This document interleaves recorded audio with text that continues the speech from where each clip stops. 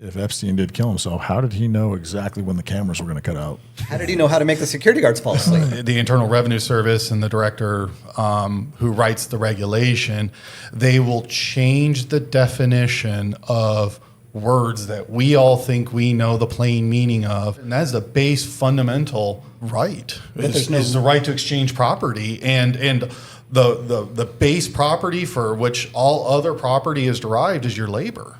But for instance, so the IRS goes, okay, well, more people are finding out about this. This is troublesome. We're going to change the code. In the 200 years, Congress has never done anything like that because it would be struck down as unconstitutional immediately. So the only thing that's propping our economy up is the U.S. military.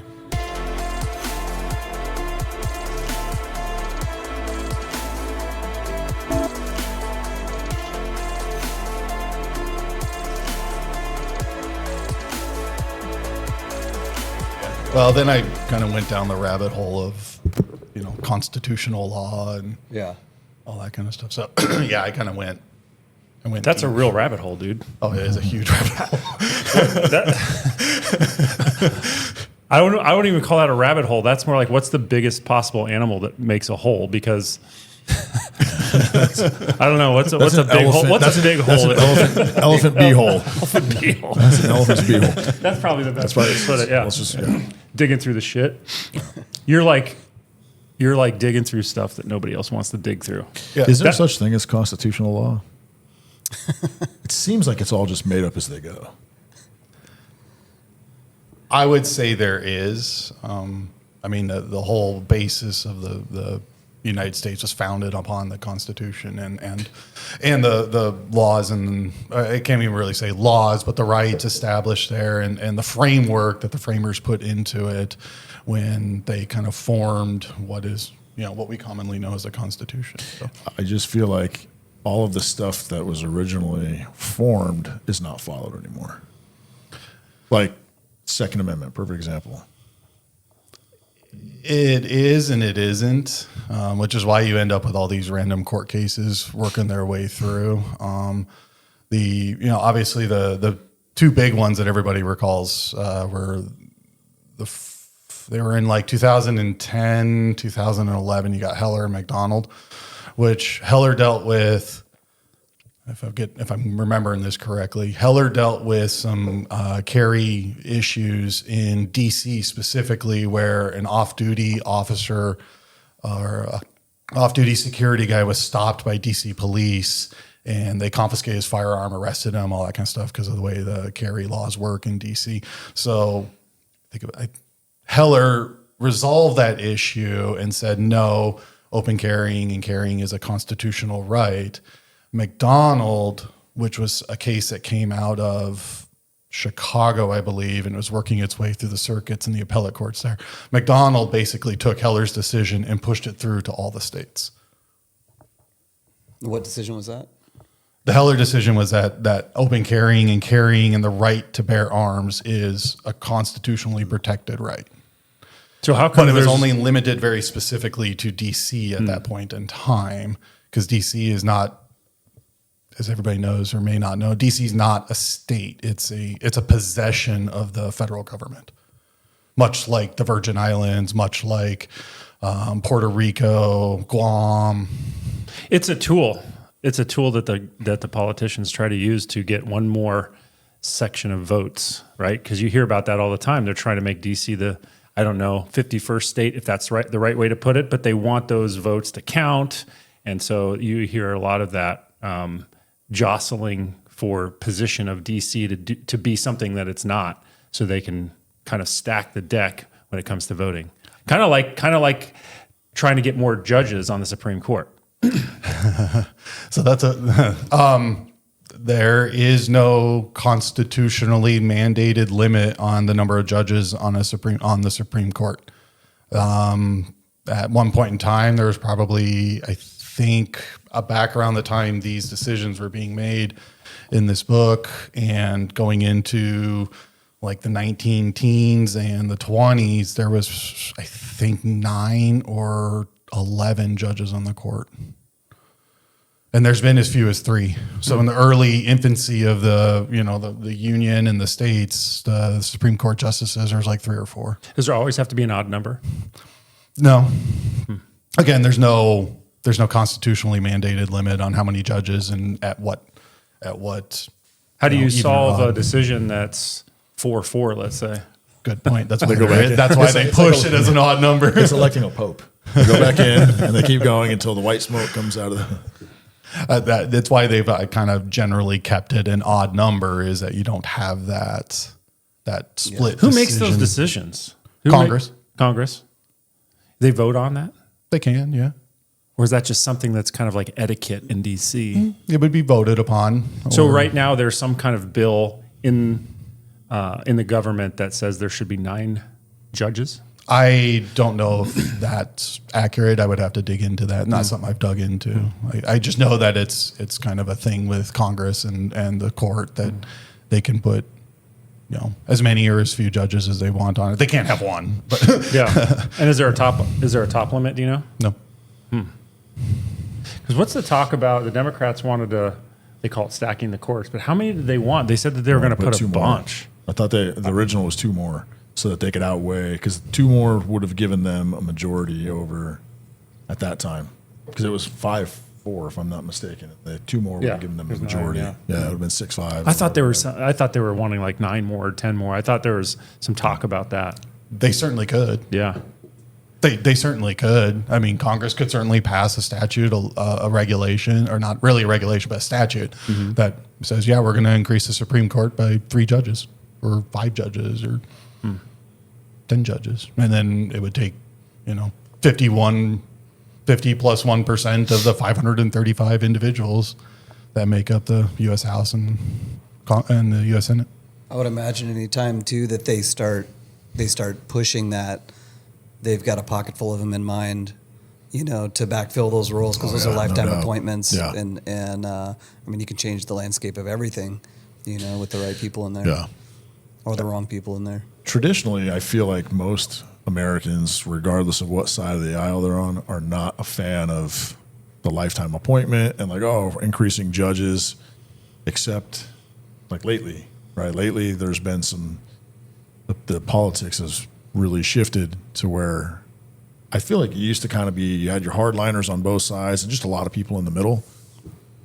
Now it's literally hardliners. And that's it. We're split. It's either like we hate Republicans and we want everything Democratic, or we hate Democrats and everything. Like, there's not really much middle ground there anymore. Yeah. It's all politically motivated, man. Every time you hear talks about either getting rid of the Electoral College or stacking the courts, it's all because whoever is proposing that lost an election, period. You never hear it in the middle of election cycles. It's always like right after the election. Let's stack the courts, and that's because they're people are poor losers. Well, and there's a huge population of uneducated voters out there that think that for example, Electoral College is crap because they don't understand it. It has nothing to do with the fact that they think it's, a matter of fact, the last couple of elections, it's done exactly what it's supposed to do. 200 plus years later, it's still working the way it was supposed to. They just don't understand it. So they go, this is crap. Well, why? Why is it crap? Because my candidate lost. Okay. All right. Well, and when everything boils down to just winning too, though, you take a loss, and then whatever team loses, they're going to go and, have their meetings about what do we get wrong here, and I mean anything they can do for the leg up the next time is going to be something they're going to try to take advantage of on either side, really. Mm-hmm. I think it was you, Steve, who made the point about you had the polar opposites and the far right and the far left, and there's really nobody in the middle anymore. I would argue that it's still the way everybody sees it. There is the right, there is the left. You have your far extremes, but there is the vast majority of Americans that are in the middle. Regretfully, the vast majority of the Americans that are in the middle are the silent middle. Mm-hmm. So they're not the ones who are getting the press. They're not the ones who are getting out there and being seen. They're not the vocal ones. They're the ones that are working, providing for their families, and just want to live their life free of intrusion from government and whomever else. They just kind of living their lives and going down, and just law-abiding individuals who just want to exist, and they're not. They're the ones who are going to agree with some of the extreme right, and they're also the ones who are going to agree with some of the extreme left, but they're not wholly in those camps. Yeah, that's a fair point. I agree. I think too that the media, we drive the media really. What we watch is what the media wants to play. And so the extremes drive people's interest. And so that's why you see a small fringe on both sides dominating the news. It's because that's what's interesting. That's what gets the clicks. That's what gets the clicks, and that's why the middle gets left out, because they're not interesting. They're just not interesting. They just want to live their lives. Yeah. Well, and that controversial stuff too, keeping people like bickering, keeping people like not getting along, that's really good for politics. It keeps those conversations going, and it makes them relevant. And if we all started to agree on things, like, that's horrible for them. That's horrible for the powers that be. That's horrible for politics. Like, they're not going to get anything done if we're happy and we're getting along. So I think there's a high incentive to keep discontent and stirring the pot and keep people bickering within their families. And families stop getting along, and then you have the family unit starts breaking down, and that's all really good for politics, unfortunately. It's sad. Yeah. You're right. It is. It is good for politics, and it's good for people who want to take advantage of that. Yeah. Yeah, because the politicians, if you can prove that there's a divide in the country and that there's animosity, then the politicians have a purpose. When everything's good, we don't need politicians. Yeah. I mean, really. I mean, they don't have the power. Yeah. They don't have the You're power. arguing that we actually need them to begin with? I'm not arguing any of that. I'm just saying what I think is the general consensus of whether it's, whether we're, divided or not divided. How much power do these politicians wield? Yeah.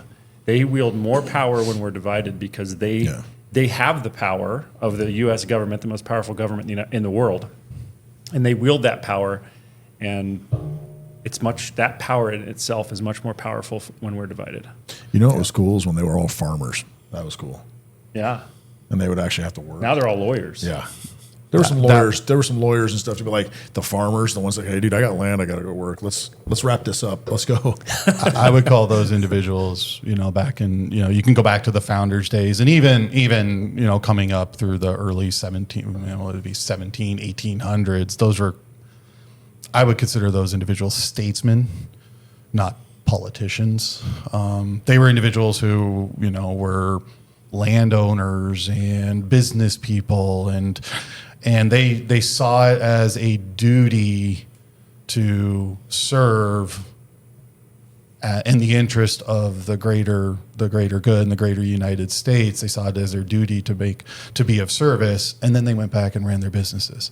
Yeah, they were actually representatives. They were actually representatives. Yeah, they were representing, because they were real working class people too. They were representing not just themselves, but the people in their towns, the people they cared about, things that impacted their business and their agriculture and their livelihood. And now it's like they're so siloed, and they come in, you got people that come in, and especially some of the young people they brought into Congress, people like AOC and stuff like that, they go from working a blue collar job to being worth however many millions within a few years, and they just get siloed into this weird little place where that's all they are now as a politician. They're nothing else, and I think that's why there's been a lot more conversation about term limits and things like that for Congress, which I think, I think it's a great idea, because I don't think you should be able to just come in and get filthy rich doing the bidding of not the people that are supposed to be your constituents, not the people you're supposed to be representing, but because those people aren't the ones making them rich. The people they're representing, the people of their cities and their towns, like, they're not the ones making them rich. So who's making them rich? There's other motivations there, I think, when that type of money gets involved. When they get disconnected from what's really going on, they spend too much time in D.C.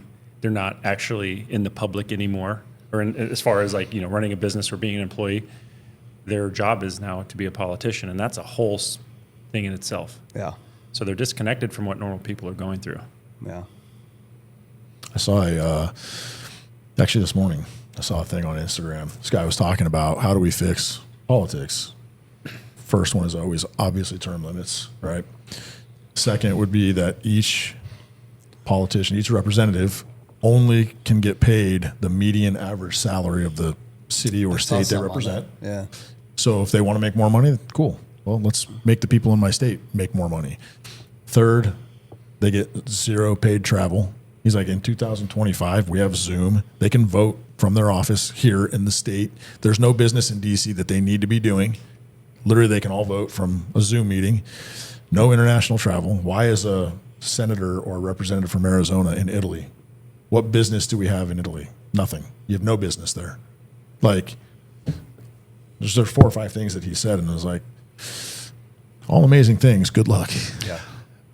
All of those are excellent points. I think the biggest point is more education, because when I came up through high school, like I learned none of this. There's zero, and even college, when I was going through ASU, there is zero talked about Constitution, what it means, where it comes from, reading the founding papers, reading Federalist papers. Like none of that is educated. And I mean, we're sitting here talking about politicians and how to fix it. I think fixing it is the Americans have to learn that these individuals, 535 individuals plus the president, they derive their power from the federal government, derives its power from the states. That's how the Constitution was written, is the states came together. They saw the federal government as a necessary evil to handle all the foreign matters. Military, protection of the states. The states had to handle their own individual matters, but the founders also saw what failed in Europe, where you had all of these little individual countries, but no overarching kind of government to handle some of those larger issues. So once the founders kind of came together, they figured out that the states, the federal government derives its power from the states, and therefore derives its power from the people.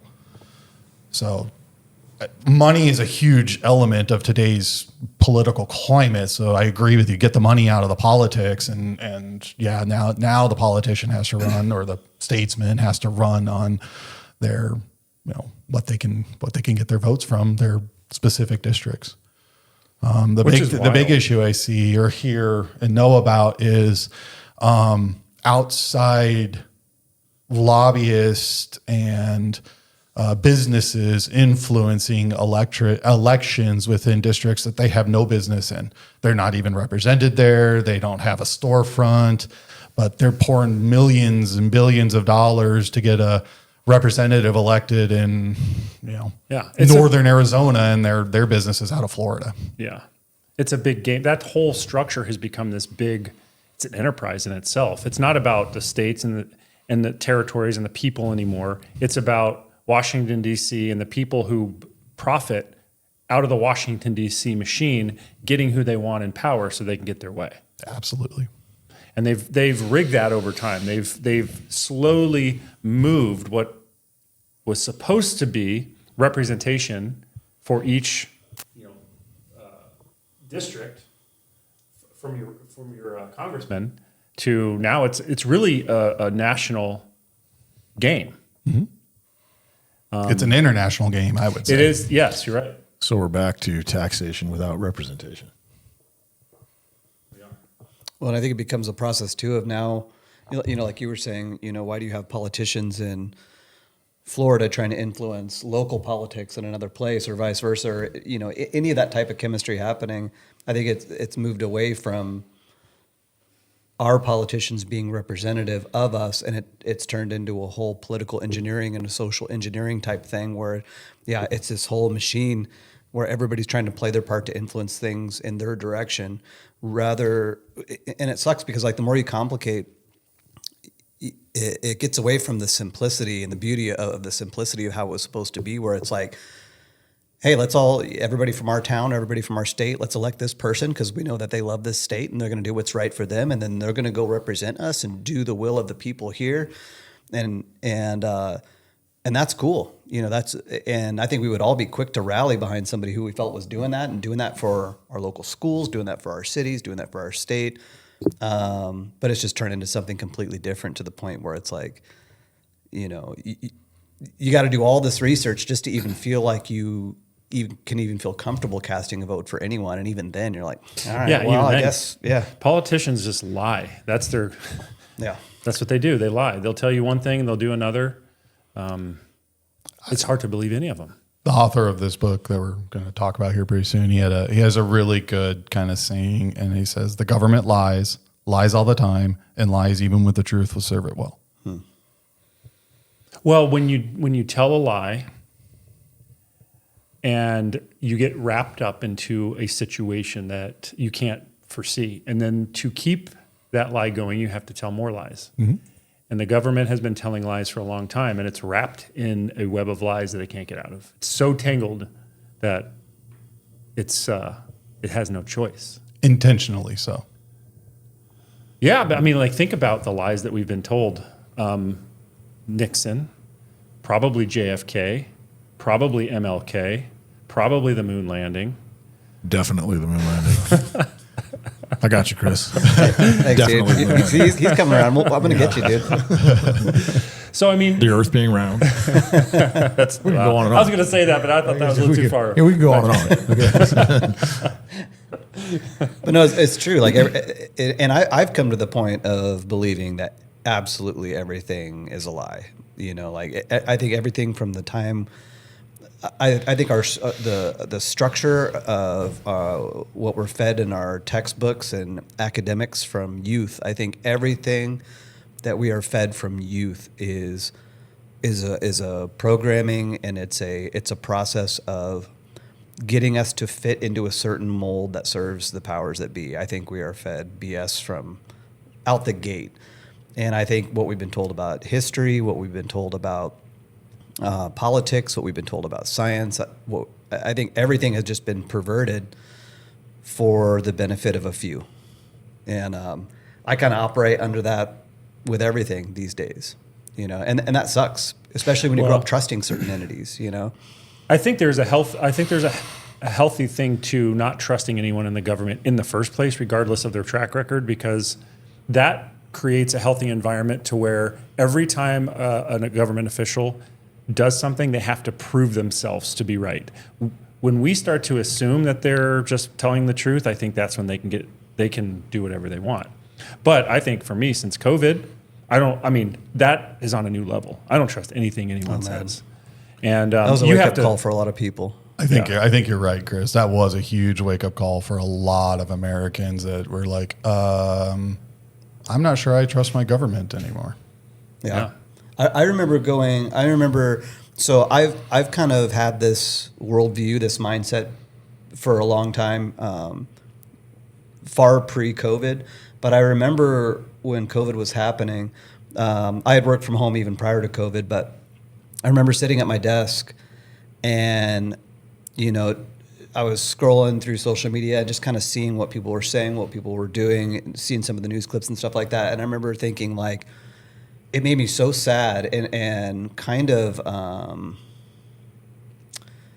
almost, I don't know if scared is the word, but it made me feel kind of a darkness for how the whole world, it seemed, and we get most of the loudest voices are the media and the ones lying to us. But it seemed like everybody was just buying into this stuff. And it's like, how does nobody see this? Like, how does nobody see that they're being lied to? Like, they're shutting down bona fide, legitimate medical doctors because they're not following and lying and saying the right things. And they want us to think about other things or other treatments or other methods. Or like, I remember just feeling so sad that it seemed like the whole world was falling for this trick. And it seemed like this tiny circle of people that I knew, and it wasn't even the majority of my friends, I don't think, that this tiny little circle of people I knew were saying, like, we're not going to do that. I'm not going to get vaccinated. I'm not, even if it means losing my job. Like, it seemed like there was such a small amount of people pushing back. And, Well, because they silenced everybody. You couldn't hear anybody because every time someone talked about COVID, they were deplatformed. They were kicked off of Instagram. pressure was so Pressure heavy. was huge. Yeah. Even legitimate doctors were being kicked off. Trump was, I mean, not during COVID, but Trump was kicked off of, I mean, if you can kick the president off of a platform, you can kick anybody off. Yeah. And they proved that. And I think that was the message. You know, and then even the stuff with like, you know, Joe Rogan mentioning ivermectin and then them saying he's taken horse paste when ivermectin it had been an FDA approved drug for humans for 15 years, something like that, 12, 15 years prior to that. They actually had to go because it was so effective in humans. They actually had to go and solicit them to get approval to use it on animals. Like that came after the fact, but it was just the way everything was spun and people were demonized for even asking questions. And it was like, man, this feels dark. Like you can't even ask. Well, now we can look back on this last administration and you're seeing what's coming out right now with people knowing that Biden was well, they're claiming that he wasn't, but now it's coming out that he was totally incapacitated. Yeah. This Jake Tapper interview, you guys seen that? No. I've I've seen little clips of it, but I haven't. There's a number of interviews, but he did one with Megyn Kelly and he's done a couple with others. And it's clear they knew. They knew Biden was not capable of doing the job. The auto pen issues coming out, basically that means that he wasn't even signing the documents because he was incapacitated. And there are now talks about who actually held the power. His chief of staff was probably the main one who held the power. Who was pardoning? Who was giving out these pardons? Well, think about that. I mean, you might know this. If you auto pen a pardon, can that hold or can that be reversed? Because is there something in the Constitution or in some you don't know? Good question. Don't know. I would venture a guess that in order to have it reversed, it would have to flow through the courts. And the Supreme Court would have to make a decision. And whoever was bringing the suit against saying that just because he auto-penned it, they'd have to provide sufficient evidence that They'll litigate that for 30 years. they'll right. litigate it out. Well, Mine yeah, would be and I done by don't. then. Yeah, the auto pen thing itself probably isn't a huge issue. It's the fact that who was using the auto pen, and if Biden's proven to be incapacitated, well, how could he know? How could he make that decision? Even so, he wasn't even involved in that process. So none of those are legal. Not one of them. I would agree with you, but that's going to be a tough road to prove. They'll probably stall it in the courts, like you said, as long as possible. Biden will be long gone by then. He's still around. He just did another interview, dude, and he's making himself look foolish. Was he eating ice cream? No. It's weird to me though how even some of the outlets that seem to be like truth-seeking outlets and neutral outlets though, like I feel like a lot of them still give so much benefit of the doubt to the establishment and stuff like that, and like the stuff with like Biden being incapacitated. Everybody knew that. That's where their access. I think that's what it has to be, dude. Their access and their backhanded payments or whatever. It's got to be. There's some incentive. Well, what's Jake Tapper's motivation now? He's always been a shill. And then now all of a sudden he's coming out going, yeah, man, this happened. We were lied to. We were told this. Right. Well, even anybody like, with half a brain saw it. and even like this a little bit of a shifting gears, but it's on that same topic. Like, did you guys see that clip with Kash Patel and Dan Bongino where they were like, yeah, like Epstein, we saw the files. He definitely killed himself. And it's like, dude, that really disappointed me. That really disappointed me for Bongino. I've always really liked him. And again, it probably shouldn't disappoint me because I don't know that he's not telling the truth. Right. But my gut tells me it just didn't look like he was even believing it when he was saying it. He just looked kind of jittery and didn't look like the normal, like Dan Bongino's usually just confident and straight in the eye kind of guy. He wasn't coming across that way. But then at the same time, like even though I don't think it's okay for them to get up there and lie to us about anything, I don't know what he's dealing with or what he's going through or what type of project that they're involved in. I don't know everything. Yeah. But there was a part of me that was like, dude, don't lie to me, Dan Bongino. Don't do it, Dan. That stuff right there, you talked about truth-seeking platforms, kind of shifting their gears. I think that has a lot to do with as they gain their popularity, gain their notoriety. Yeah, they start out, I'm seeking the truth. I'm going to throw the facts out there. But as they start getting monetized, then they start having to shift away a little bit and not it'll still be controversial, but within certain guidelines. Yeah. But yeah, they're being influenced by forces we can't see or know. Yeah. And that's the hard part. Well, and that's the thing is, and that's why. So at first, I had that feeling about Dan Bongino. Cash Patel, I'm less invested in, but with Dan Bongino, I followed him for a long time. I've always liked everything he said. He was an easy guy for me to respect, and then, but at the same time, like, I don't know that he's not being blackmailed or threatened, or I don't know that his whole family's life might not be on the line if he didn't get up there and do that. Doesn't make what he did right, but I don't know those things, and it's very realistic that a lot of people who get on a mic somewhere are in that situation. What do you think? What do you think the odds are? Put one on the table, two on the table. He's being blackmailed. He's telling the truth. What are the odds? Oh man, it's anyone's guess. All I know is my gut tells me that what he was saying was not true, and I don't think he didn't look comfortable telling that lie. The bigger guessing game would be if Epstein did kill himself, how did he know exactly when the cameras were going to cut out? How did he know how to make the security guards fall asleep? Interesting. He's like, I'm going to kill myself. Okay, you guys, this is happening. Yeah. He has, 10:45 today. Could you guys take a nap? yeah, we need to check his phone records because he probably said, okay, cut the cameras, put some sleeping powder in his guy. I'm killing myself today. Yeah. Yeah, take a nap when I give you the signal. Yeah, exactly. Yeah. Yeah, that's the thing. Is like, I don't know. Those types of things. Like, I think all of us would love to believe these entities. Like, I would love to be able to trust them.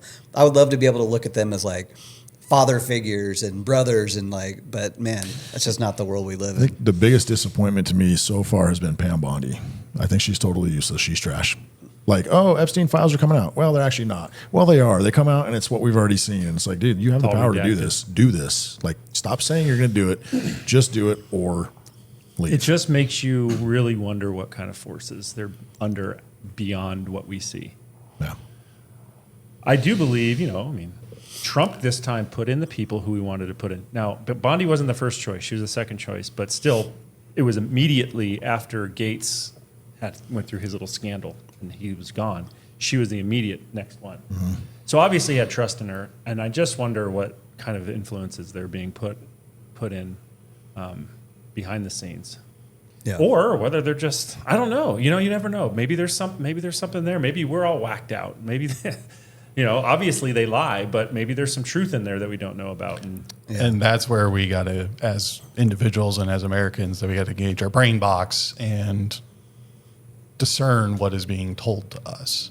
Yes, there may be little microcosms of truth within this, 3-minute video or 2-hour podcast, and you got to kind of engage yourself. You engage your brain and figure out, okay, what's factual, what seems a little could be, but don't know. Yeah. Well, I'm going to look at that a little deeper.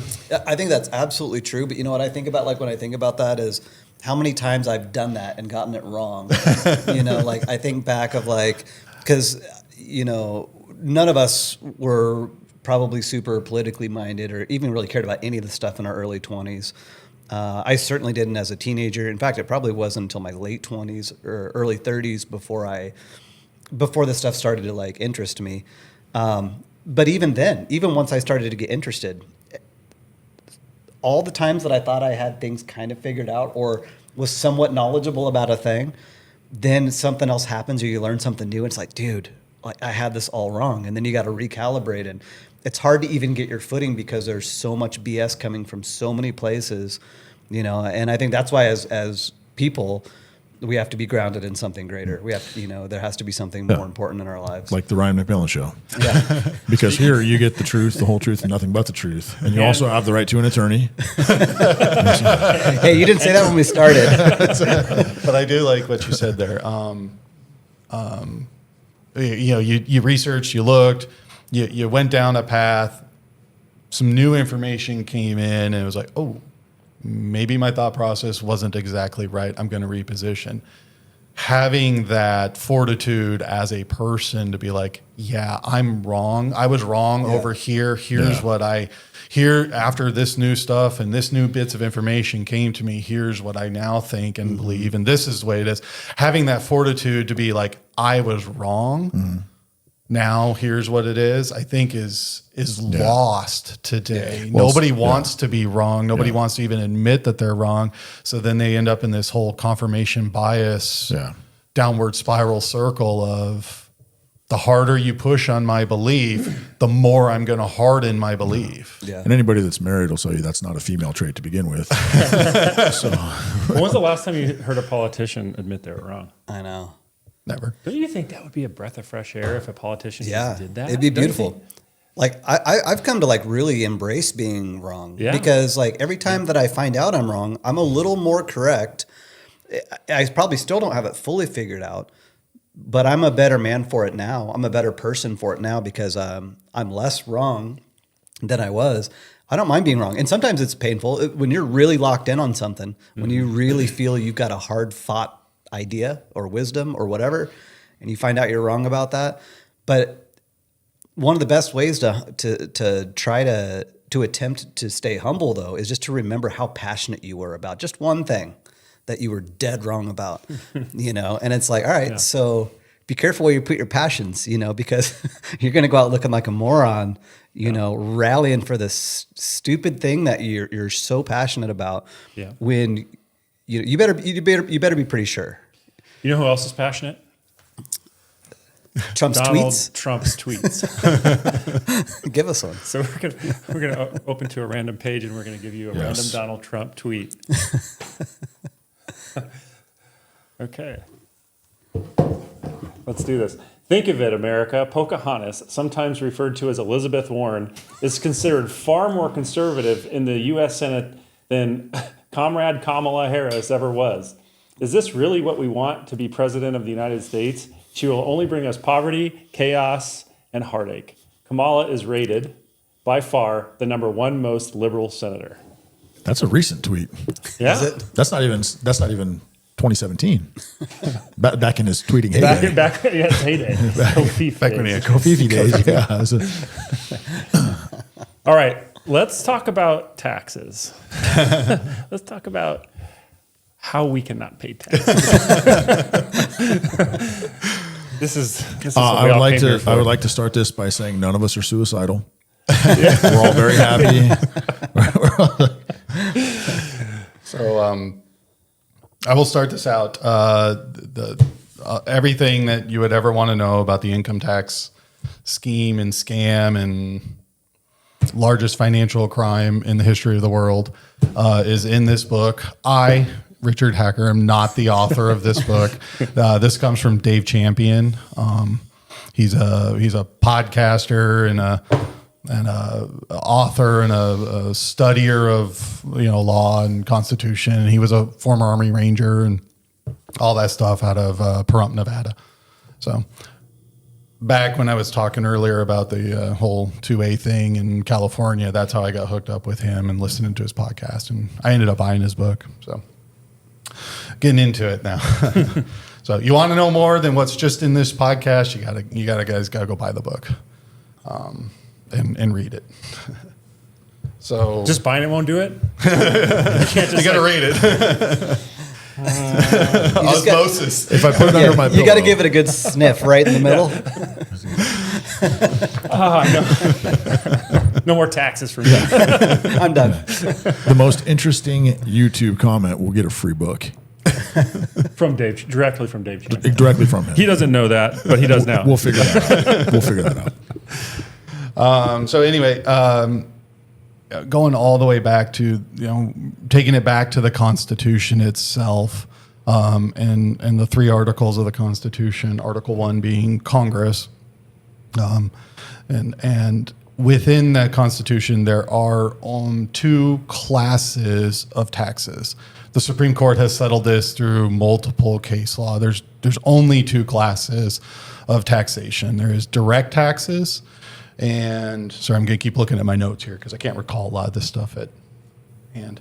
Those taxes are restricted by what is called rules of apportionment, which means the federal government can lay a direct tax, but it has to be apportioned evenly across the states. And they would lay it on the states if they ever wanted to do a direct tax. Through several Supreme Court cases, the court settled that the direct tax is only a tax on property. And at the time, back in the 1700s, there were only two types of property: land and slaves. So the other type of taxes that Congress can impose is they're a classification called indirect taxes. And those are like duties, imposts, excises, tariffs would fall under that.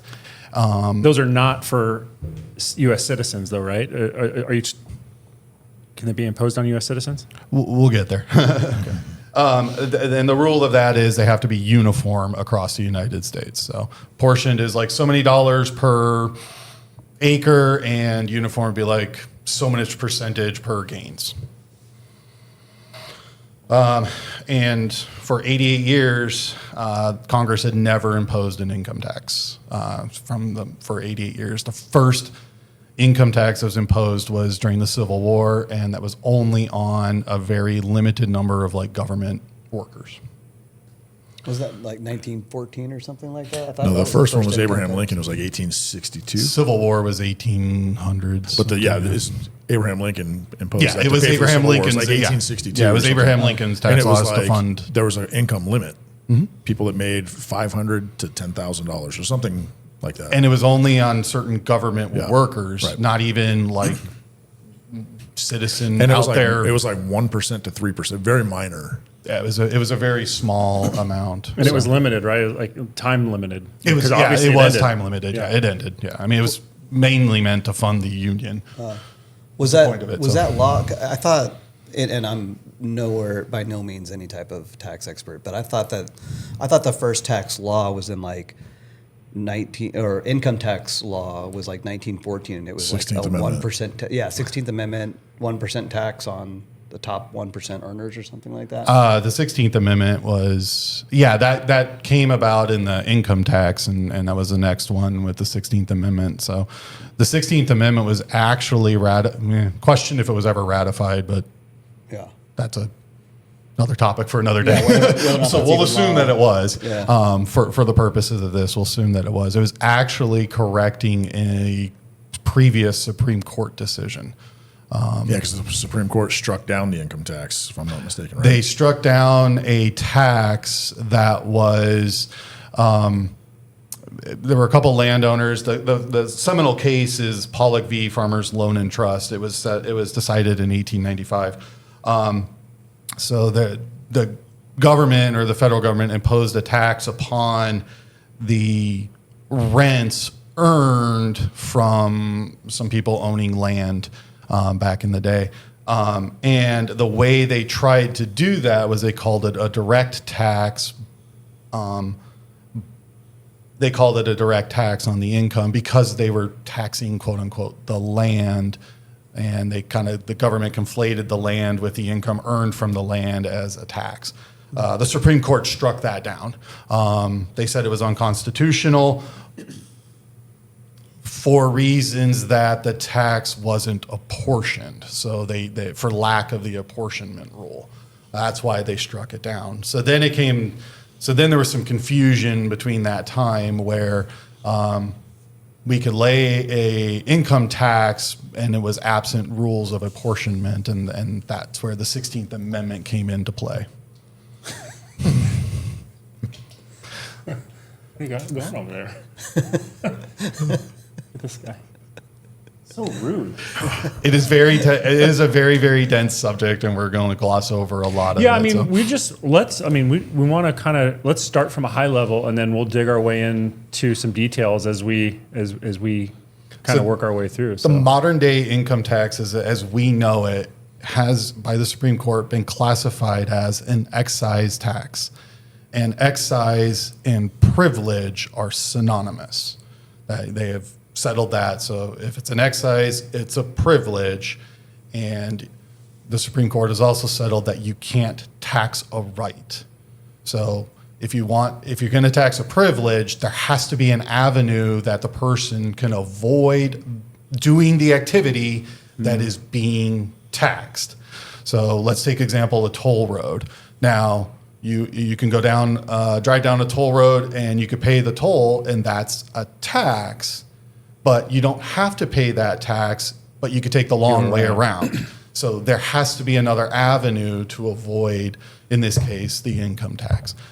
You just don't engage in the privilege that is being taxed. Now, the privilege that is being taxed is doing business in the United States as a foreign person or a foreign corporation. Or you're a U.S. person, and there's a definition for U.S. person that is handling the U.S. source income for a foreign person or for a foreign corporation. Doesn't sound like any of us. Exactly. It's not me. Yeah. That's the privilege that the income tax, the modern day income tax is known. There's only 3 classes of taxation, 4 if you include that U.S. person thing, but the income tax isn't necessarily imposed on the U.S. person handling the money. It's being imposed on the foreign corporation or the foreign individual. Are you saying that income tax is voluntary and not legally required?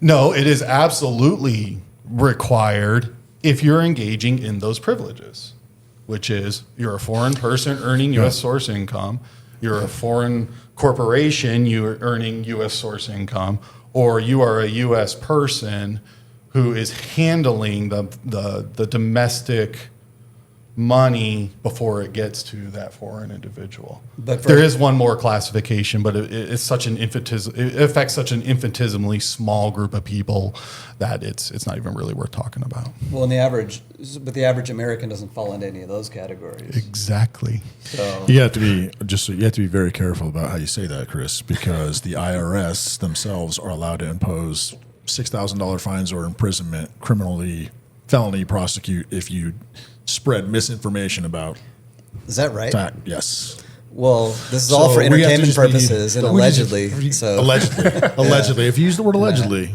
we're good. yeah, Should So just the get a funny sign thing that says is- allegedly Yeah, back. just clean up that language a little bit. this is all for entertainment purposes. None of us have any idea about anything. The interesting thing is the IRS knows all of this. Of course they do. They have Naturally. read this book, Oh, yeah. and they know everything in this book. They're just propagandizing it on us. So what do you think about? I saw a video one time of this guy, and he was kind of talking about some of these things, and he was covering some of these subjects that you're covering. And I don't know if he was peddling anything or not, but he was basically saying that he hadn't paid income tax in 25 years. Mm-hmm. And I'm thinking, all right, you can just physically not pay your taxes. You can do that.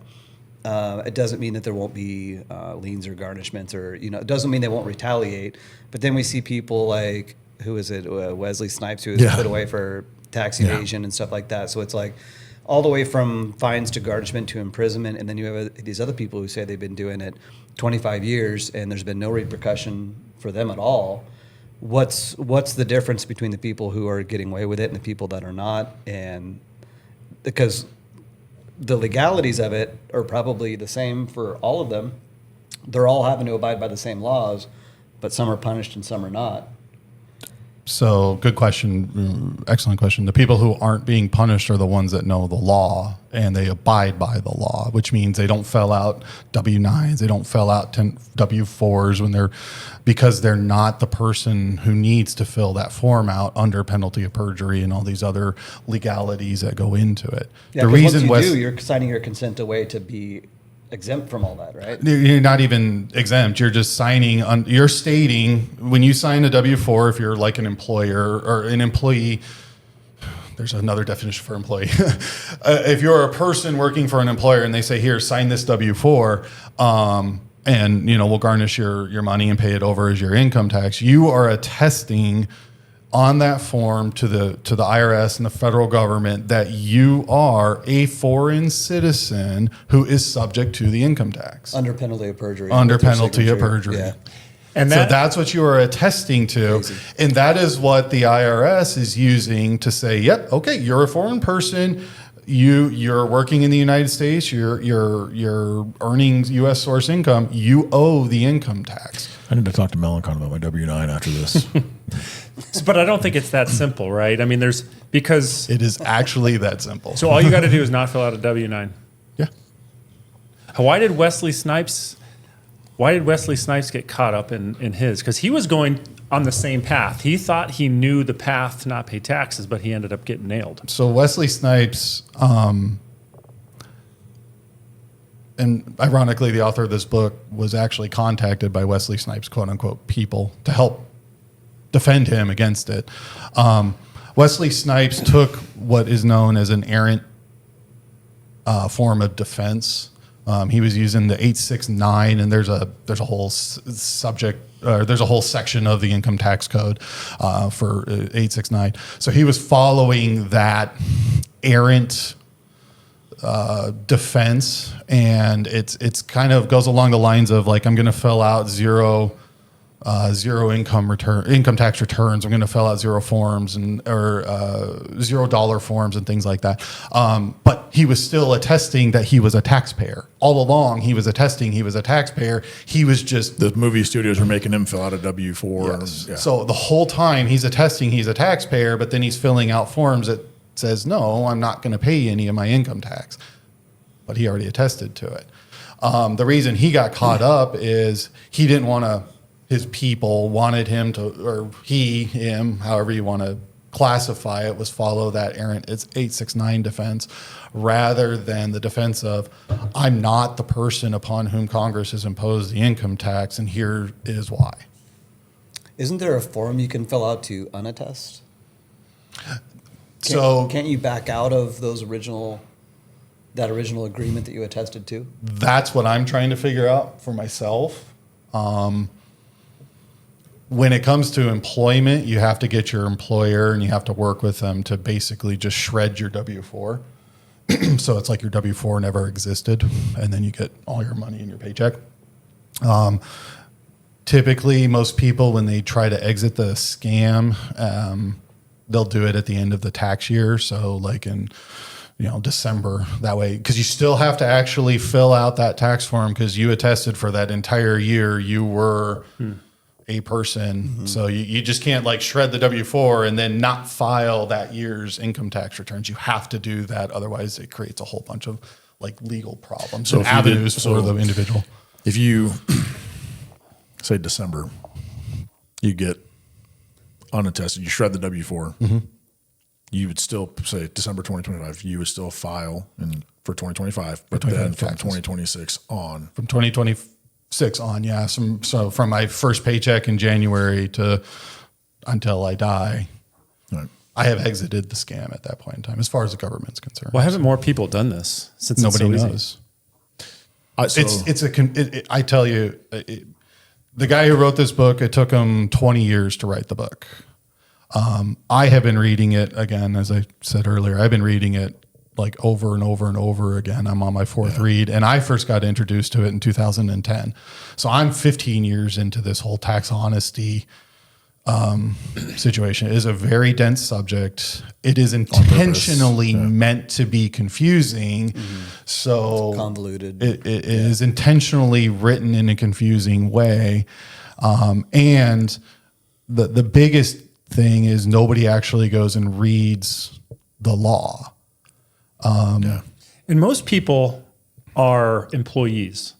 And so when you go to your employer to ask this, the employer doesn't probably want to get caught up in any of this. And the employer doesn't know. The employer doesn't know. Yeah, and I would venture to say, so for me, I'm a city employee, and I have a sneaking suspicion that the city wouldn't want to get wrapped up in this at all, even if they did know. They would probably go, That's probably a safe assumption. Yeah, pretty cool. We also read the book. It's a cool theory, but We we're want not your money. engaging in that. In fear is a lot of what keep people from.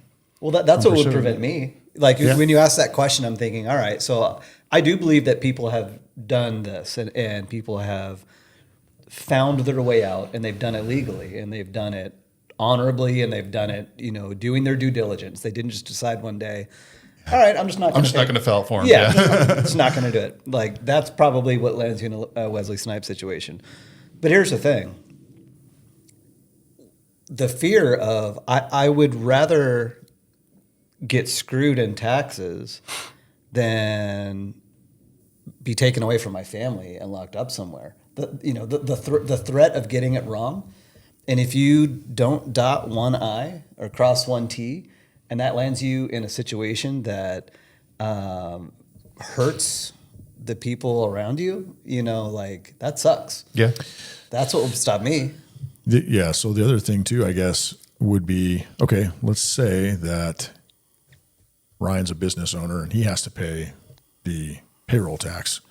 So if I'm a W-9, the 1099 contractor, and I decide somehow, he goes, hey, I've read this book, we're going to go ahead and shred your W-4, this is going to be great. He still has to pay tax on the money that he pays me. So is there... It's all the same thing. It's a private. You're two U.S. companies doing U.S. business, earning income. There's no tax he would owe until he says, "I owe this tax." Yeah, and I'm an LLC, so everything flows through my personal. So basically, I have some extra tax forms, but it all comes to my personal. And it all is you filling out W-9s and So attesting to that. Company checks or whatever getting paid, like that still would put no extra. Because I feel like if you get like small businesses, people that are on board with this, and they go, yeah, dude, I'm totally on board with this, somehow there'd be a way that they would be liable for all that. No? Okay. What about, you got to exit it correctly. Right, for sure. And then it's But at that point, because they possibly, when he does his tax returns, right, because it goes through your personal, X amount of money came in, X amount of money went out. What was this 20,000, 40,000? Where did this go? But if he's not filling out and attesting to W-9s and all of that as a business, there's no tax return for him to fill out. Okay. All right. I would imagine. And you can't, earning a profit, we'll take Ryan, for example, earning a profit is a right. And that's been enshrined in multiple Supreme Court decisions. That is a right. The ability to earn profit is a right. You can't tax a right. You can't tax a right, and the Congress doesn't tax the right. We're just a bunch of ignorant Americans who bought the propaganda and bought the lie that we feel that we said we needed to pay these taxes. So I want to step back because there's a very law is very, very tricky.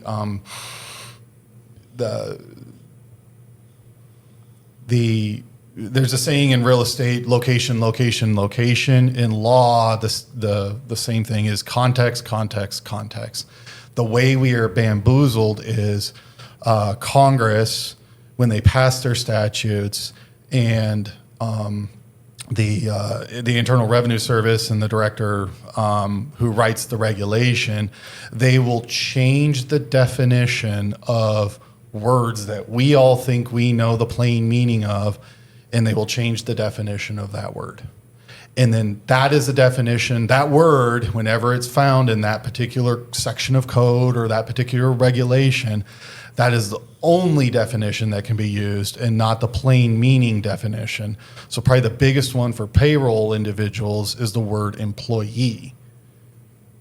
In the statute in 34C, the definition of employee is, for the purposes of this chapter, the term employee includes an officer, employee, or elected official of the United States, a state, or any political subdivision thereof, or the District of Columbia, or any agency and instrumentality of any one or more of the foregoing.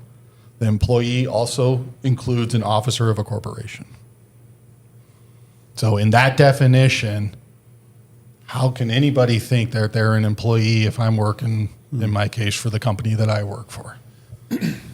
I'm not any one of those classifications. But whenever anybody hears employee, they think, yep, that's me. I'm an employee. Yeah, that's all management or ownership teams. Not even management. It's actually even more narrow than that. It's government employee. Oh, it's only government. It's only government. And the corporation that they're referring to is government-formed corporations like Fannie Mae and Freddie Mac. Oh. Because you talk about officers. Officers in a technical term in a business, right? You can have officers, you can have members, you can have managers. Those are technical terms, and they're all on the documentation. Employees aren't on documentation for the business documentation. Go ahead. I'm sorry. No, I was just thinking as you guys were talking about that. So if we don't meet the legal definition of employee, the average person working for an average company, U.S. company. U.S. company, yeah, I know we have to be specific about that. Allegedly. For entertainment purposes only. So do you know what legal definition you fall into if you are a worker for a U.S.-based company? If you're not, by legal definition, an employee, what are you? There is no definition in tax law. So if you can't be defined, they can't say this group of people needs to pay taxes, right? Or really impose anything on you because you're not even legally defined as a thing. Yeah. You're just collecting. Yeah. You're just collecting money for a service. You could take it even more fundamentally than that. We are exchanging property. When I work for, say I work for Ryan. When I work for Ryan, I am exchanging property. Ryan and I are exchanging property. My property is my labor. His property is whatever we agreed my labor is worth. We have exchanged property, and that is a base fundamental understanding of the foundation of the United States as constitutionally as we know it, not as everybody knows it today, but as constitutionally written. That is the base fundamental right. Is the right to exchange property, and the base property for which all other property is derived is your labor. So with that being said, since there's no legal definition of that relationship, if you're performing a service for him and you have that agreement, yeah, I would think that then there's no reason for the U.S. government to be involved in any to be involved at all. Yeah, to get in the middle of it and say, okay, well, you two have an agreement to exchange these goods, these services.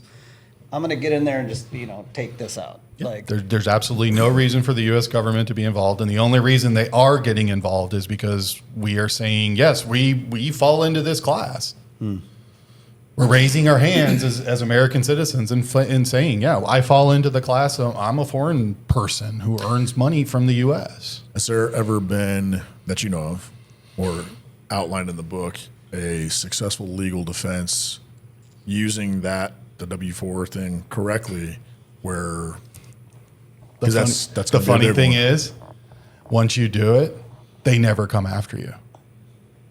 The reason for it is because if you use that defense, then it becomes open in the courts. They don't want to talk about it. Everybody finds out about it. Yeah. They being the IRS and the federal government, they don't want that truth coming out.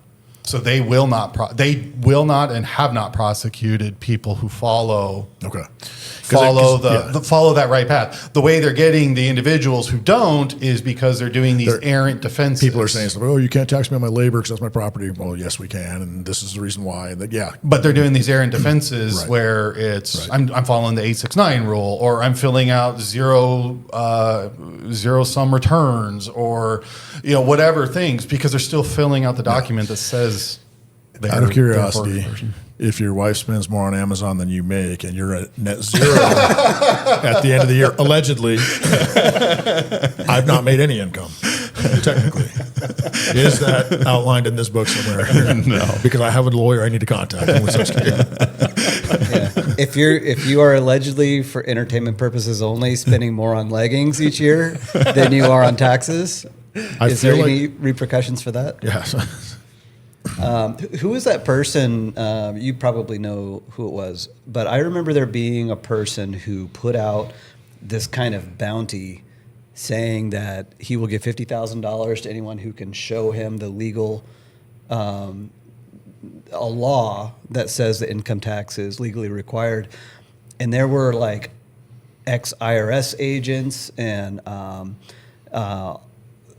people basically digging in saying, well, yeah, I can do this. I've worked for the IRS for however many years. I have all these credentials. They knew.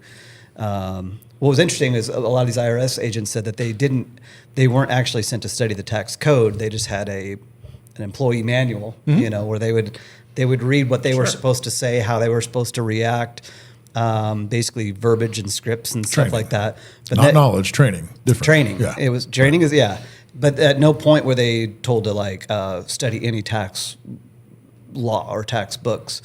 But several of these ex-IRS agents were like, "Yeah, I'll take that challenge, 50 grand," And the more they dug in, the more defeated they got, and they realized like I can't do it. It's not there. Do you know who that person was? I know there's been a few tax honesty individuals who have done things like that, but I don't know who the Yeah, there may have individual been is. more than one. Did they say that they couldn't find it before or after the death threats? I don't know. You'd have to ask them. Hillary Clinton stopped by. Shot it. Allegedly, Hillary Clinton stopped by. Suicide with 3 bullets. Yeah, she said, "What difference does it make anyway? You just need to stop." Right. You mentioned the definition of employee, but one of the things we talked about before was that struck me that was wild is the definition of U.S. persons. Can you talk about that? So a U.S. person in the income tax and the Internal Revenue Code, a U.S. person is what is classified as it could be a couple of things, a withholding agent or a payor. And those are very specific definitions within the tax code that has to do with the flow of domestic income to the foreign person. So the U.S. person is nothing more than just handling money that belongs to a foreign person. But it's like used to trick the regular person. Absolutely. I'm a U.S. person. No, by definition, I'm an you're not. American. It is absolutely used, just like employee, just like wages. Wages has its own definition within the income tax code. All those definitions, and this is where that context comes into play. All those things that we are like, yeah, I'm an employee, I'm a U.S. person. They all have very, very specific and limited and narrow definitions within the tax code. And we just assume they apply to us because we know what employee is, we know what a U.S. person is, but we really don't know what their definition is. We know socially what that means. Yes. But legally, like you were saying, Exactly. If they change that definition, it could mean something completely different. And that word can mean different things across different laws. It absolutely can. A U.S. person in the tax code means one thing. U.S. person in some other title, say interstate commerce, means something completely different. And the Supreme Court has upheld that Congress can do that. They have that ability, and that is absolutely justifiable for them to do. So yeah, law gets very, very kind of deep. It's a lot of just like reading and kind of rereading and just bringing it into context. The easiest way I started, when I started reading I read the book first, and then I went and looked at everything. I just started, whenever I saw it, I started just plugging the actual whole definition in for the word, and then it kind of changes the whole paragraph or the whole subsection that you're reading. You take that original definition, just plug it in wherever you see it. That's the math in you. That's the engineer in you. So what would then, obviously this would be huge. And if more people found this out, and then the government, because socially, right, when we talk about definitions, people think that the IRS is a branch of the federal government.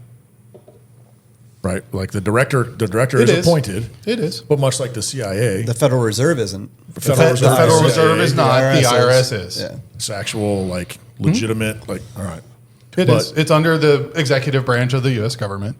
Because I thought it was just the Department of the Treasury. Okay. But for instance, so the IRS goes, okay, well, more people are finding out about this. This is troublesome. We're going to change the code. They can't. Well, they can. Then it would be struck down as No, but the Congress can vote on it. Congress can go, hey, we're going to change this, and they can. in the 200 years, Congress has never done anything like that because it would be struck down as unconstitutional immediately.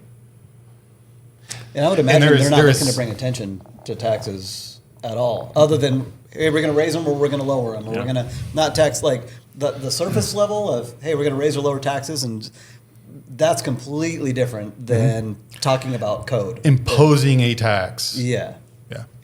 Congress knows this. The IRS knows this. The director of the Internal Revenue Service knows this stuff. So within the They're not 16th going to do Amendment, it. when they all of this stuff, you got some notes on that? Yeah. So Yes. the 16th Amendment. So there was another case after the 16th Amendment. It's called Brushaber versus Union Pacific Railroad. And then there was even a follow-up case after that, Stanton versus Baltic Mining. The 16th Amendment, the justices of the court at that point in time conferred that Congress had no new powers of taxation. That the taxation on income is in fact an excise tax, and therefore would fall under the indirect category, which is where the 16th Amendment came from, because of the original Pollock decision that said that the income tax was a direct tax without apportionment or lack of apportionment. And wasn't it that there can be no new taxes on tax, or no new laws on taxation? Isn't that what was written? Like there can be no. No, there's like 14 words, and I don't have it. I don't have the amendment written down or even memorized for that matter. I thought it was something along those lines, though, that there can be no new laws on taxation. Like they determined this is how it had to be, and constitutionally they basically didn't want that to be an evolving thing, right? To where it turns into the slippery slope it did, where we went from 1% tax for the top 1% earners to 35 to a 60% tax on everyone. Yeah. But you know what bums me out about that stuff is like, so you're talking about how different words can mean different things for different laws. Like it's so convoluted by design, and everything is like there's never like a single point bill that's passed, right? It's always 2,000-page bill with and they're just sneaking in all this garbage, and this is what's disappointing. Like when you taking advantage of people, taking advantage of their innocence, taking advantage of their spirit and their heart to want to do good by their people and by the country. Like, I'm not opposed to paying my share to contribute to the betterment of our country, to charity, to keeping our roads, functional, to building bridges, infrastructure. I'm not opposed to a consumer tax. I'm not even that dead set against income tax, other than what it's become, But what sucks is when they convolute these things so heavily, and then you find out, Doge starts digging out of things, and you find out billions of dollars being squandered, and we find out it's going to these programs. It's not going to these programs. It's going to people. It's going to individuals. So when you find out, like, I'm not opposed to paying my share. I'll pay my share. I'm happy to. I'm honored to. I feel like that's like a duty to contribute to our country. I'm happy to do it. But when you find out it's just going in pockets of wrongdoers, you're basically paying these evil entities. You're paying the wrong people. Like, that's what sucks. That's what makes me feel taken advantage of. That's what makes me want to explore things like this and find out how I can get out of that system. But I think most people would be in that boat. I'm not afraid to pay my fair share. But when I find out you're spending billions of dollars on basically these black projects and funneling it, you're calling it this thing, but we know it's just going into the pockets of people. Like, nobody should be okay with that. Well, if you think about the income tax, you probably have more information on this too, but schools, education, funded by property tax, not by income tax. Roads, fuel tax, not income tax. Where is the income tax actually going? Tell us. So Don't laugh. Tell us. Allegedly. Where is it allegedly going? So it's funny. Ronald Reagan actually asked that question when his first term as president, when he was elected in 1980 or 80.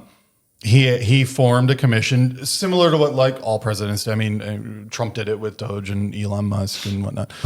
So he formed a commission called the Grace Commission, and he asked the Grace Commission 10 very specific questions, and he wanted a report on that. One of the questions that was asked is, where does the income tax go? When the American pays its income tax, where is it going? The commission did a bunch of research and ultimately came back that all it's doing is paying the interest on the national debt. Even back then. Mm-hmm. All it pays for is the interest on the debt. That's a lot of money. Now you know why they don't want anybody to know about it. So Bolsonaro was right? I'm sorry, what? Bolsonaro? He's the guy, he's the leader for El Salvador. He gave a speech the other day, and he said, He says basically your money is not being paid. Your money that you pay into taxes is not being used to run the government. What you think it's used for? Yeah. He goes, they're printing money.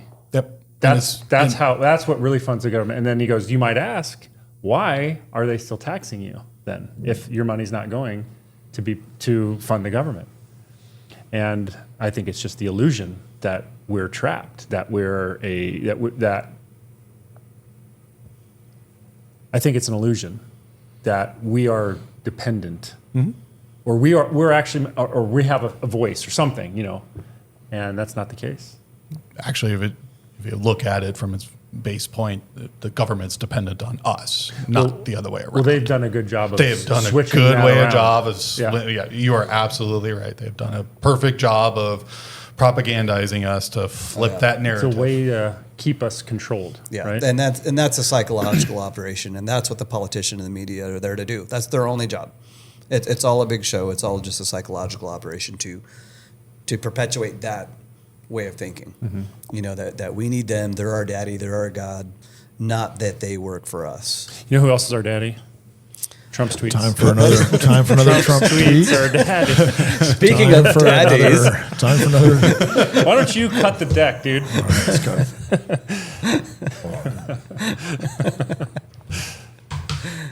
Oh yeah. Okay. Okay.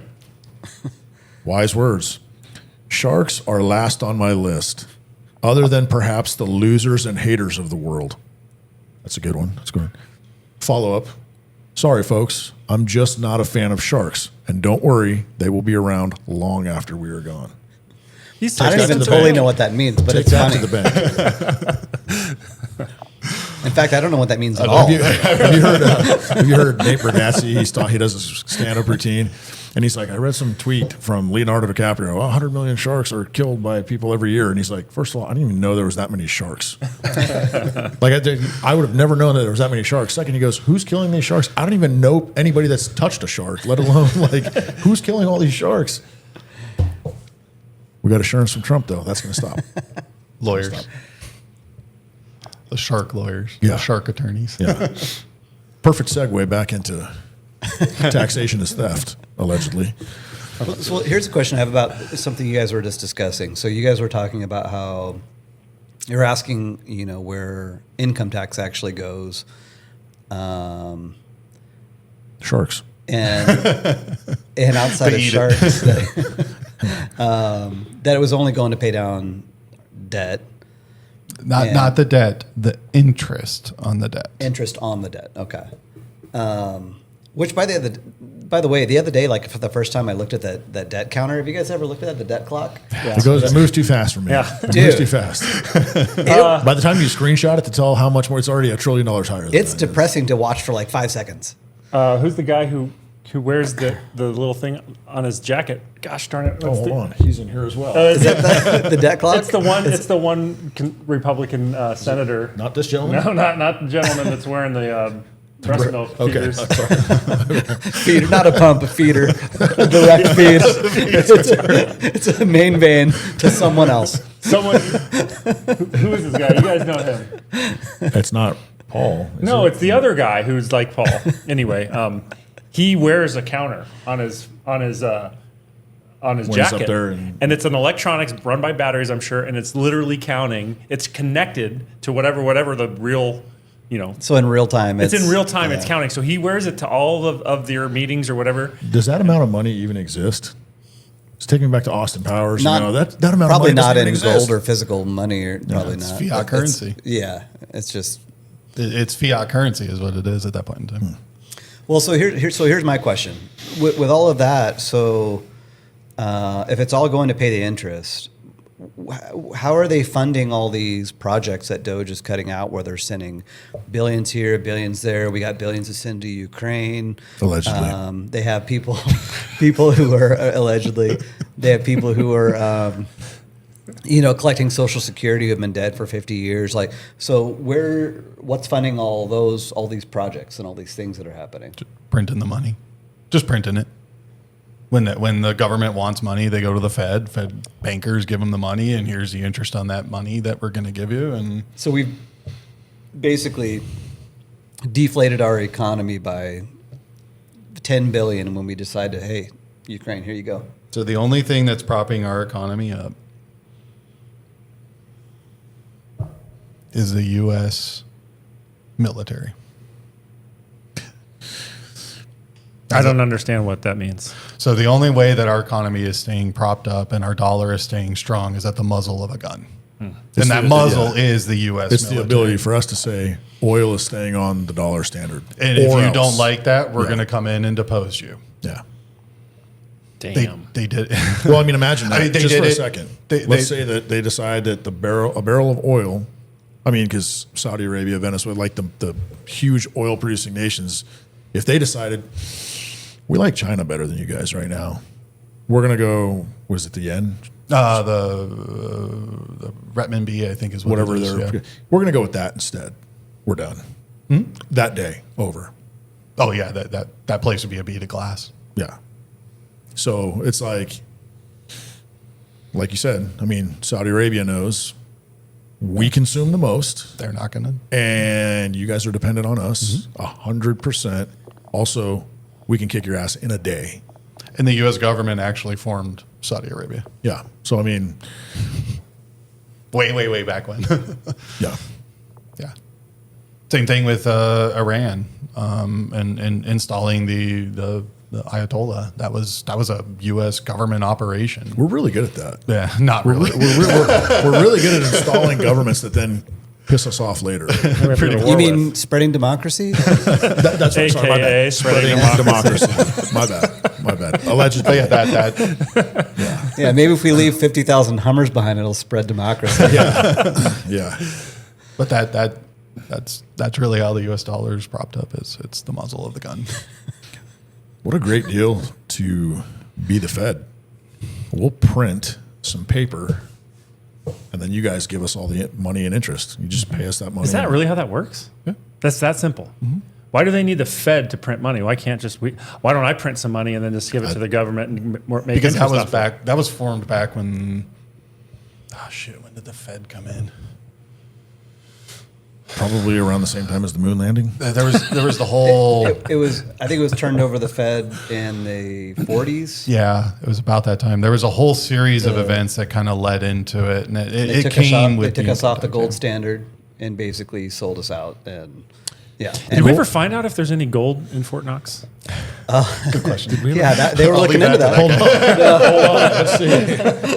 Let's see. Trump says there's not. No, they were looking into that, and That yeah. just disappeared, didn't it? I don't think. Yeah, I'm not sure they're getting in there, man. It's Fort Knox. Well, there's some It's like Fort Knox. Yeah, there's some, Fort Knox. there's some documentaries on that where people have, obviously they won't let you in. They did one time. They let a bunch of reporters in, and at that time they opened one of the vaults and it was full, but you couldn't see the back of it. So was it just? It could have just been a facade. Yeah, Right. totally. But The way we used to front shelves in the but Fry's grocery store. These people were like, so first of all, Like a North Korean you, grocery store.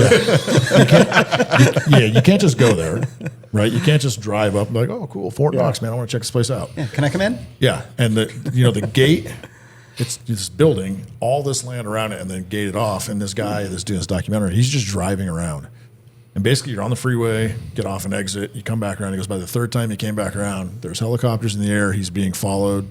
And he's like, I'm just driving around, like It's like Area 51 over a little there. too close. Yeah. Yeah. That's what I was thinking too. Yeah. Well, and that goes back to my theory, man, that like everything is a lie, everything is a facade. I think we've just been, I really think it's like there's parallels to the Matrix, where it's like we're living in this reality. I don't think it's a simulation where we're just a bunch of code and we're running on a program written by some fat kid in his mom's basement, but I do think that by design, the more that we are lied to about everything, you have very little to base truth on. How do you navigate in a world where literally if you believe right is left and up is down and blue is red, and if you don't even know what things are, how do you plan your next steps? So we're navigating within this like little matrix, but I think a lot of what we're fed is complete lies, and that may be a part of it. The fact that so they moved us off the gold standard That was Nixon, wasn't it? And I think it was after Nixon. I think it was who was it? LBJ came after him, right? But the Fed, so Yeah, LBJ was his VP. yeah, But I know whoever it was that did it. it. Was before JFK. okay. Whoever it was. It that was a moved us- president. It was administration or two before JFK because if we Was, believe what was, some of Would have this, been was Nixon Eisenhower. trying to go back to the gold standard or something? See, he had JFK something- actually was. JFK was trying to get rid of the Fed. So it happened Mysterious. before JFK. So it might have been Weird. Eisenhower. Interesting. Allegedly weird. Yeah. Interesting. That's allegedly. one of the theories for why he was assassinated is he's trying to get rid of the Fed. Was Hillary Clinton alive back then?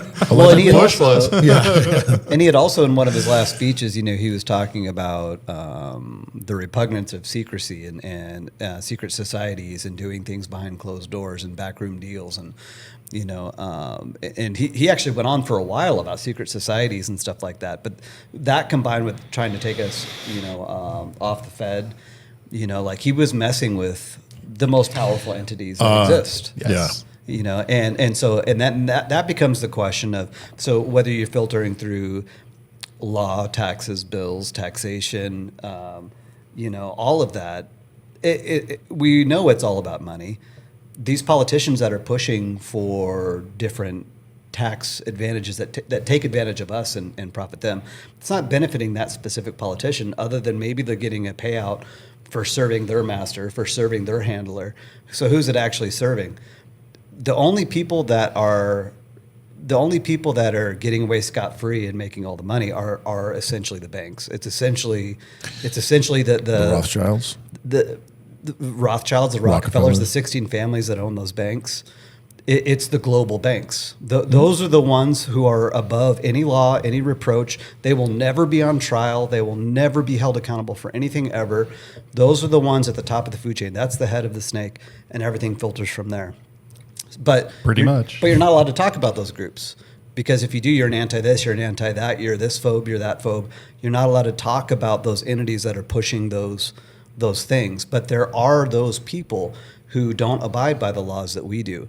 They have banks everywhere. They have banks that are nowhere. They're above all of this stuff. So we can legislate and we can talk about our opinions on bills and laws and all that stuff, but they're just at the top laughing while they don't have to abide by any of that. They can do whatever they want. They can make whatever rules that they want. And it's weird. And what's interesting too is you'll never hear that talked about on mainstream media. You really don't hear about it talked much anywhere. The fact that these people that sit at the heads of these global banks, how often do you hear about the Federal Reserve on the news other than, they might change interest rates? Mm-hmm. You never hear about who they are. Their names you'll never know. They're accountable to people I have to assume nobody. Nobody even knows what it is. Yeah. Like legitimately, nobody knows what it is. But it's all because that convolution, right? by Like design, with every Federal law, with every Reserve tax bill. sounds like a Federal man, entity. this is It's a branch actually of the just a federal group of government. banks. Yeah. Yeah. It's just a conglomerate of banks. That's all it is. And most of those banks are their families. You know them by family name. They're smart enough to not have their specific names in the news. Like we know of, J.D. Rockefeller. We know of, a few of the Rothschild names and things like that. But most of them are smart enough you'll never even know they existed. Well, they're buried under several different layers of corporations and Yeah. and shadow entities and so on and so forth. That's why a lot of people actually form corporations out of Delaware, because Delaware is one of the few states where you can hide you can hide who the entity that set the corporation up is. Is that why Graybo is registered? Yeah. Sorry. Running some secrets out now. Yeah. Trace back the McMillan family name and tell me what you find. How many wars were started in the name of the McMillan blood? But there is who was that matriarch of the Rothschild family who, I think it was in the 17 or 1800s. Starts with an A, doesn't it? Sounds right, like Annabelle or Rothschild or something like that. It's But some stupid name. she was she was quoted as saying, "If my sons didn't want war, there would be none," and basically talking about how that was the idea, was to use the usury that they called the lending for interest, and using and wrapping these countries into a some type of Federal Reserve type system, a banking system that the whole country was basically indebted to now. That was the end goal. But then you use wars to bring in the countries that are not a part of that system. And that's what happened in the Middle East. Like when we went, after 9/11, we went into the Middle East, and there were something like, I think at the time there were maybe 13 countries that were not a part of the federal banking, the global banking system. Central banking. Central bank, yeah, there you go. And then once we were done there was only like 4 left. And that was basically the end result of everything we did in the Middle East. Is we basically forced all of them into the central banking system. That and WMDs. Then, they're still there. They just haven't found them yet. Okay. Yeah, they're just under sand.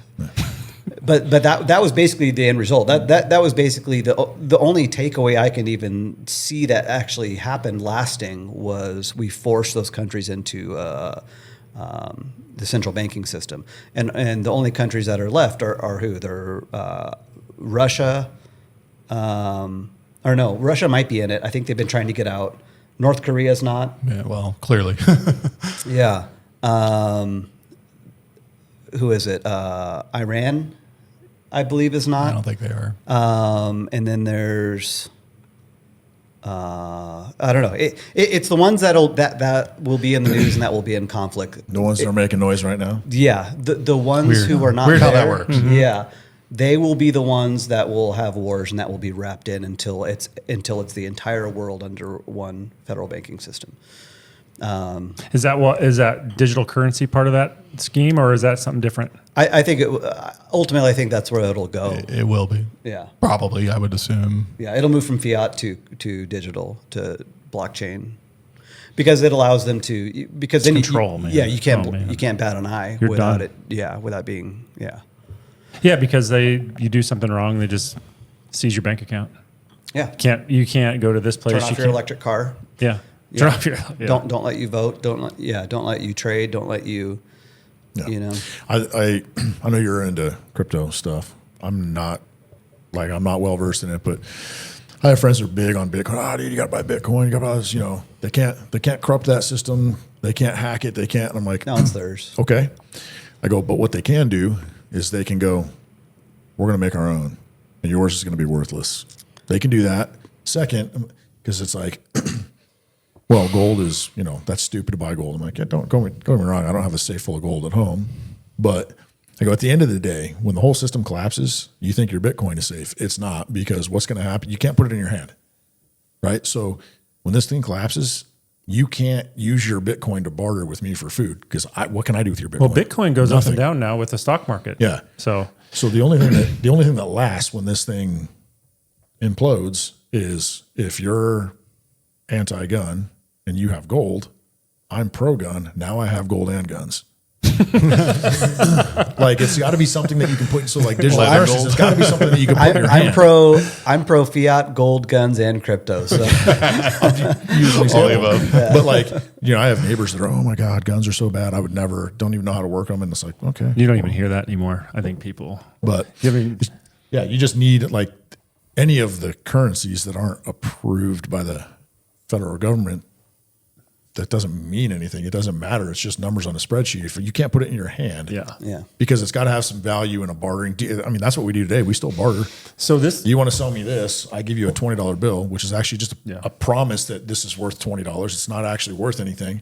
Oh And you yeah, give me only this if, as it, a promise only for if it is to anything. him. That's still a bartering system. Yeah. At the end of the day, I have something you want, which is this $20 bill. You have something I want. At the end of the day, something has to change hands. Well, and that's the thing is like, so you go buy $10 worth of crypto, right? And it's whatever people feel like it is, Right.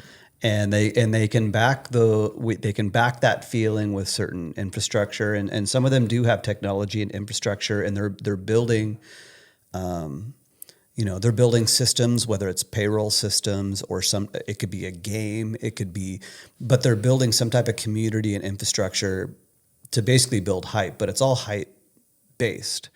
And I've done pretty well on crypto, but it's volatile for sure, because I don't know that every penny I have in it right now might not take a dump in the morning. I don't know that. So they're calculated risks, and you have people that have gone heavy. But you talked about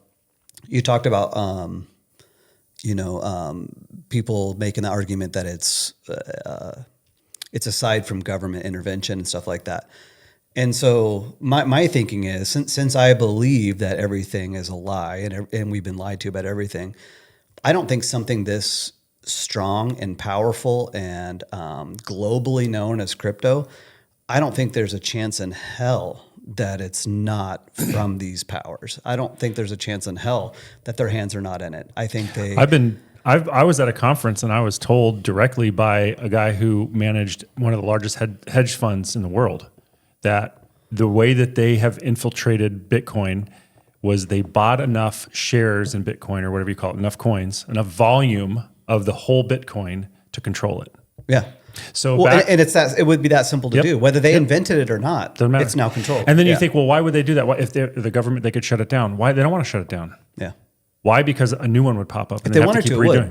would. But now they control it. Now it's not going to go crazy. It's not going to go and replace the dollar. They're going to manage it, and they're going to keep it at a certain level so that it's just like any other stock. It kind of goes up here, goes down there. People are trading, but it's not significant. And that's what I mean. That was a revelation when I heard that. Well, why would they not do that? As simple as that is to do. They print money. Of course they can. and that's the thing. So some crypto has an endless supply. Others are capped, right? So Bitcoin, I believe, is capped. I don't know, but it's still being mined. So it's like 21 million coins. It's not capped yet. There's like 1 million left or something. All right. So let's say, just for argument's sake, let's say there's 50 million coins that exist.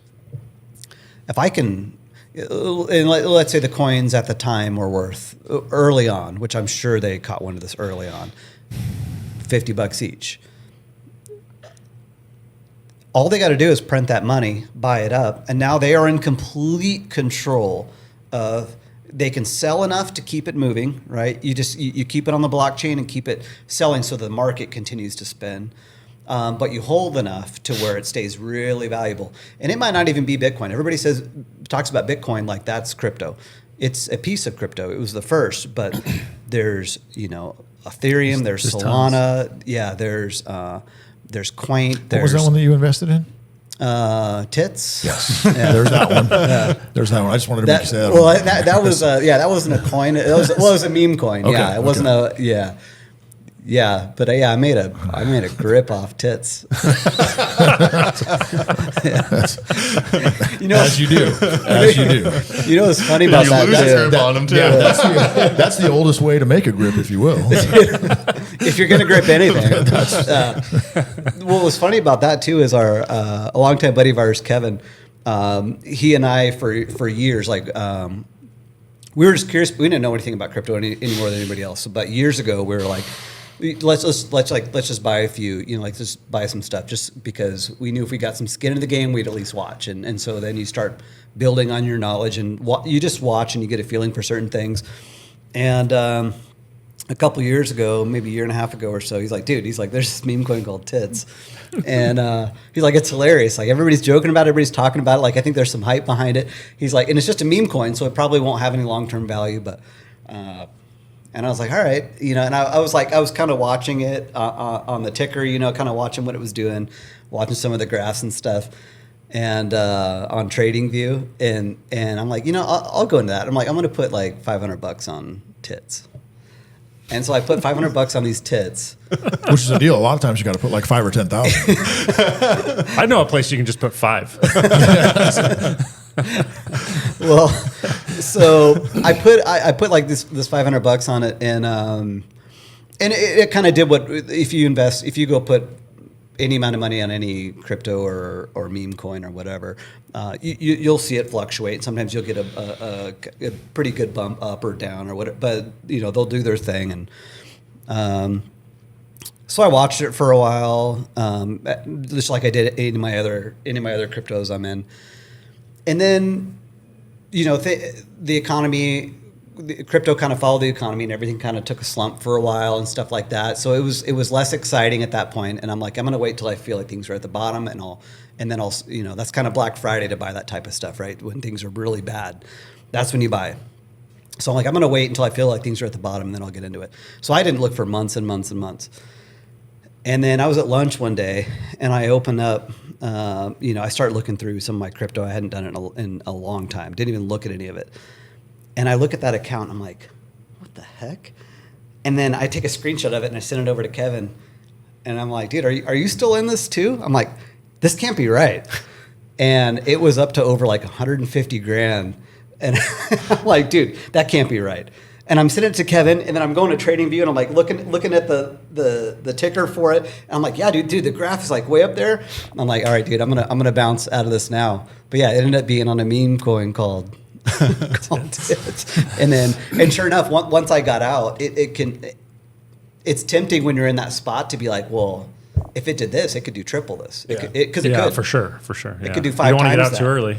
Yeah. But one of the things that Kevin had always told me is, a win is a win, a gain is a gain. Like, don't, you start getting greedy and stuff like that. So I remembered what he had said. And so I pulled it all of it. And, cause with it being a meme coin and not like a real crypto, I didn't feel like it really had any legs, So I pulled it all. Normally I would have pulled like a portion if it would have been like Ethereum or Bitcoin or something like that. But, and it continued to rise. If I had left it in, I probably could have made another 30%. But I pulled it all out.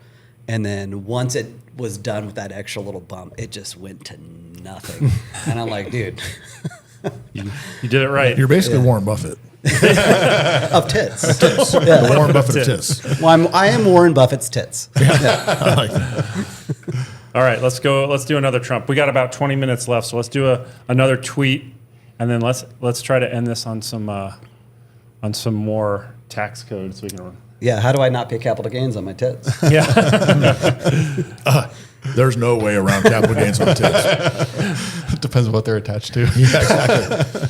I'll be right back while you do that. Okay. I like this one. Okay. Every time I speak of the haters and losers, I do so with great love and affection. They cannot help the fact that they were born fucked up. Direct quote. Sometimes I can't even believe The shit that comes out. I know, man. Unreal. What was the date on that? I don't know. Was he the president when he did that? I don't 'Cause know. That would be awesome. It's the one with all like the babies crying around him. Oh, that's a good one. Yeah. Well, let's. What else you got as far as like notes on the tax law? What other little tidbits and stuff do you have that I think would be good for people to know? I mean, it generally that's it. If I leave anything, walking away, that there are only 3-4 classes of people upon which the modern income tax as we know it, have been imposed upon. And again, that is foreign persons with U.S. source incomes, foreign corporations with U.S. source income, U.S. citizens. This is that third class, U.S. citizens residing abroad with foreign earned income. And it's such a narrow category because it has some goofiness to do with like, what do you call your resident? What do you call your home? So there's a very narrow group of U.S. actual citizens that would fall within that category. It's kind of not even worth talking about. And then we get into that other U.S. persons definition where they're handling a foreign person or a foreign corporation's U.S. domestic income. What about they would be liable for paying the tax on that income that U.S. person is, but it's only on that income, not whatever they make as a wage for doing the business. It's only on the income. They basically, that person, that withholding agent or that payor has to cleave off that tax liability before it gets shipped to the foreign entity. You mentioned something about your house, about paying taxes on your home. Mm-hmm. Can you talk about that a little bit? When you and I were at lunch, one of the reasons I haven't pursued too much further getting getting out of the scam myself is I haven't really figured out how to undo the W-9 that I signed when I closed on my house and I signed all my mortgage documents and my paperwork. Getting a little more educated, I realized what I ended up doing was signing what's called an embedded W-9. Excuse me. And what is basically attesting is that all the interest and all the money I'm paying belongs to a foreign person. So what document did you sign? Like, where do you even find that in the document? Because the title, they're just throwing you things. You're just signing them. It's one of those. This says. I went back and I read all my title documents and everything. I went, well, not all of them. Most of them. I went back and read a lot of them. I found that sounds like some pretty intriguing reading. But I actually found it in like a little sub paragraph under one section. You're signing. This is an embedded W-9. You're a U.S. person. You're attesting to penalty of perjury. No. It's the way the banks get you to. Now when that's you go and but open a bank that account. W-9 is strictly for your house. Yes. So if you found a way for the income tax, you'd be clean there. You would still be on the hook for the I would property still be on because the of, hook. Yeah. it doesn't cover both of them. It just covers that. So It that's just covers that property. the way that was Right. handled. So, But you said- I would still owe a property tax because that falls under that Right. rules of apportionment, and they're taxing my land that my home sits on. So that W-9 you signed within those papers, that would, let's say that you were able to not sign a W-9 for your job. And you were like, okay, I'm going to do this. I'm going to start going down the process of not paying income tax. But then you buy a house and they get you a second time. They get you, or is it a different W-9? It's a different W-9. It's a W-9 each time. But it does the same thing. In essence, it's locking you into the same thing. So what the W-9 is meant to do is it is a form that these U.S. persons are signing, and it is a form that tracks the U.S. monies that belong to a foreign person through its domestic pipeline. That's the only thing the W-9 does. It's just tracking some sum of money that belongs to a foreign person, but it may pass through several people, several domestic individuals before it gets shipped off to the. Why to do the they foreign need person. a W-9 in a transaction for a home? Very valid question. Ignorance. On our part, they're doing it just so they can trap you in multiple different ways. They're doing it because they're ignorant of it. Oh. Your mortgage company, your title company's doing it because they're ignorant of it. You get the. But Every title person I've met is a woman with ginormous tits. Who heavily knows? There you go, invested in tits tits. again. Allegedly. It sounds like this whole thing revolves around tits. It sounds like- if that could be the overarching But they theme, don't- Are you saying women with tits aren't smart? They just don't know what Allegedly. you're Smart enough to get you to sign signing. the W-9. They just don't know what is written in those documents. But that- They're just told to sign it Yeah. and get the signature. But that W-9, that's different from your wages. yeah. If you sign this W-9 in your mortgage documents, you're now locked into income tax. Only as it's Like when you sell the property. only as it's related to whatever that W-9 is covering. Okay, that was my Covering, question. yeah. So if you're signing the W-9 during the title transaction, you're only locked into the. Whatever monies are flowing through Through that the house. particular. It So doesn't you lock go to you in. sell it, Transaction. rental, Okay. whatever. Yeah. It's only whatever monies are flowing within that particular transaction. I see. Okay. Is there a pathway to buying property without just paying cash? Is there a pathway to buying a property with a loan without signing a W-9? Is that possible? I think there is. I just don't know the mortgage companies or the banks that will allow that. So then That will follow the law. And they just think that that's just a paper that you have to sign because the government's told them you need to Some include lawyer this. somewhere had Yeah. created those documents for them, and Yeah. they just use them. Yeah. So then I feel like the real pathway to getting out of tax scams is finding out, is there a form for me to sign? Is there a letter I can submit? Is there a legal process I can go through to undo these prior agreements? Because if you've already agreed, and I guess the question at that point would be, are these documents that I signed, are these lifelong commitments? Did I sign away Only as it relates to that particular transaction. So, like- with a W-9, it's only as it relates to that particular transaction or that particular Right. You don't have to resign it every Relationship. year. It's But like just my- it'll Or that be employer active. Your W-4 is only related to that particular employer. So you get if you quit leave job the A, job, go to job yeah, B, you don't sign. you you're don't good. sign. You're still. So for me, I If have. you did like job A to job B in the middle of the year, and you started following you still have to submit for the you still have to submit for job A because you still right. So I attested that job A was. But there may not be a way to get out for the duration of that agreement, right? That's what I'm that still trying to loan. figure You may out. have to just sell your house. Yeah. So I have job. Refinance is probably Oh, what would yeah. have to happen. I think what would have to happen is I would have to refinance, refinance, find the mortgage company or the lender that will follow the law and not make me sign a W-9. Which would And make then- the last agreement null and void. Which would make the last agreement null and void. I'd still be responsible for whatever 1099 comes through Okay. at that point in time. So I have job A and job B. Job A is W-4. Job B is W-9. If I don't sign W-9 for job B, I'm exempt there, but not here. Then you get yeah. Technically speaking, yes, but you're still not fully out of the whole scam.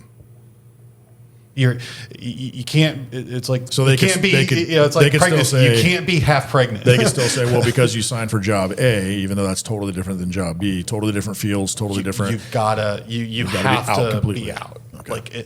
Like if I mean read the book. Everybody's got to read it. I mean, don't take my word for it.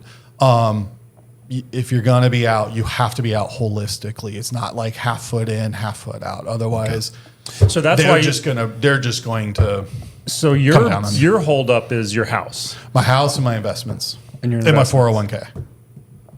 So getting out. So that was one of my next questions. What else do they trap you? Where else are you signing W-9s? When you sign up for a bank, when you go get a bank account. Dude, I got W-9s all over the place, man. We're fucked. So literally to get.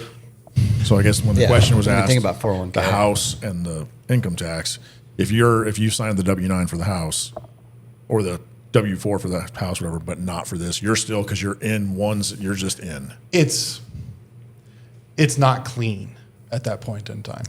It's very muddy, and where people will get trapped is in the muddiness and the murkiness. So is it's what- one of those things, you're either all in or you're Yeah, all yeah. out. So what I'm trying to just understand, because this is pretty complicated. What Steve is saying is like, if you can eliminate your W-9s from a number, since there's W-9s everywhere, you have to eliminate them from everywhere. You can't just get one or two.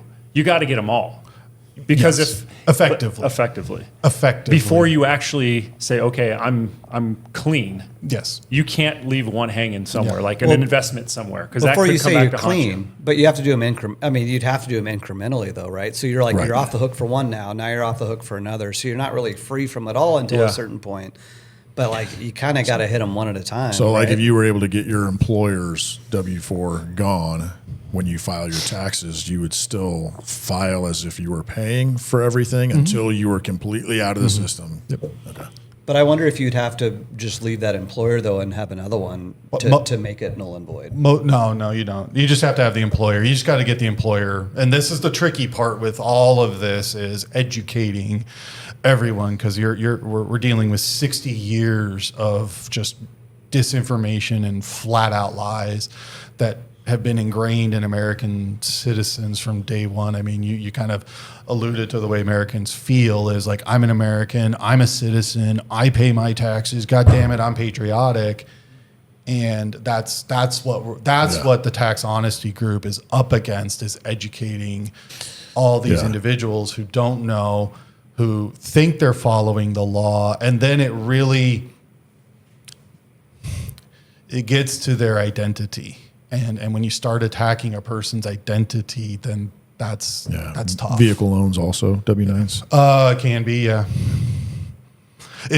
One of the things is you got to be diligent about it. If you're gonna go down these paths, it's a very diligent thing. You got to read your document. What are you signing? What are you looking for? Probably even credit card agreements. All the above. Anything dealing with a Anything bank. financial. Yeah. Anything financial. Anything dealing with a So bank. you can. Now, there are ways There's a you- way to get a bank account without signing that. Some banks, Technically. yes. Citizen bank loan for your iPhone. Some Probably banks, everything, yeah. some banks, yes, and usually those banks are like local or kind of regional type banks. The big, bank ones and Wells Fargo's Chase, and Chase. Yeah, you're not getting through that. That would probably be the easiest place to start. That would be the easiest place. There are ways that you could send letters to them, because a lot of what happens with these banks is it's just a computer screen. It's like, type in your name next, type in this next, type in that next. You just can't not type in your social security number or a tax or a TIN. And hit next. Like the screen just won't allow the banker to do that. So where it kind of gets into that murkiness is then you would send like a follow-up notice to the bank saying something along the lines, understand I signed this, I'm not a person upon which this W-9 is related to. There is no foreign money that's in this account. So please do not send me any 1099, so on and so forth. And as long as you do interest or zero interest accounts or non-interest bearing accounts, it's a little easier. If you start collecting interest, that's where they kind of like get a little iffy about that. So do they have to send you it? Is it something that you have to get a 1099 or some sort of documentation, 1040 or whatever from your employer at the end of the year to know that because in your house you don't get that. Yeah, you get a 1099. Or yeah, you do, I guess. You get 1099 at the end of the year. But with your employer, so we're talking about. So what's the form you sign with your employer? W-4. W-4. Okay. So I have a new employer. I sign a W-4. Even if I convince my employer to tear that up, I'm sure they've either scanned it and sent it, faxed it, emailed it, electronically submitted it, right? So the IRS still has a record of it, right? Not the W-4. The W-4 is the withholding certificate upon you. So it's just telling the employer just holds it. You're Yeah, giving it's the just employer telling the- permission to take. yes. Okay. It's just a withholding. The W-9 is the same way. It's a withholding certificate. So the IRS doesn't record that. No.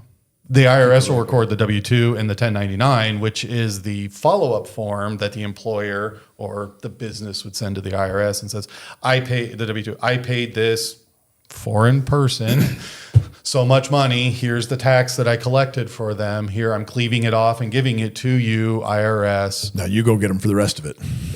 Well, there's no rest of it. I mean, you fill out your 1040 and then itemize it the unpaid liability that some of us have sometimes. Same thing with the 1099. It's the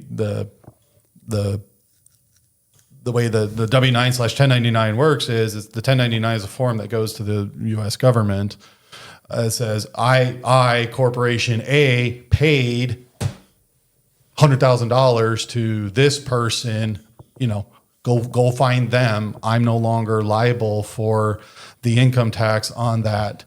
They're liable for it now. And then they have to pay it. W-9 and 1099 is just and W-4 and W-2 are just tracking mechanisms for how money is flowing through these domestic pipelines to foreign people. So if Ryan never makes me fill out a W-9, he never has to send a 1099. Exactly. There's nothing to send. And there's nothing that the government can back and go, hey, wait a minute, where did this $40,000 go? Can't. We got a couple minutes left. What about payroll tax? Again, it's the same thing. If you're paying a W-4, if you're collecting W-4s from your employees, then you're saying to the government, I have employees. But if you never collect them, government doesn't know. We should talk we about can this. get ourselves in a lot of trouble here. We're gonna. We should allegedly talk about this after the podcast. Yeah. A lot of it is just understanding how the rules are and how the game is played. Yeah. Yeah. Capital gains, go. You're kind of screwed because you already signed your W-9. 1099, Chris, come on. Well, all right. I think that's all we have time for. But man, that was awesome. Maybe we'll do it again. I'll do one more plug. If anybody wants the book, again, I'm not the author. Dave Champion's the author. Go to drreality.news. He has this book and another book about health on his website. And then listen to his podcast too, because he's a very factual, informative individual. Yeah. That was awesome, Richard. Yeah. Appreciate it, man. Thank you for coming in. Really, Yeah. Fun with really tax. fascinating. Yeah. Who knew you could make Taxes and tips. taxes and tips? Allegedly. That's got to be the name of this one. Tax and tits, allegedly. That was All right, good, man. everybody. Appreciate Yeah, it. It was thank you. cool. Thanks. Yeah. Thanks, you, guys. everybody. We'll see you.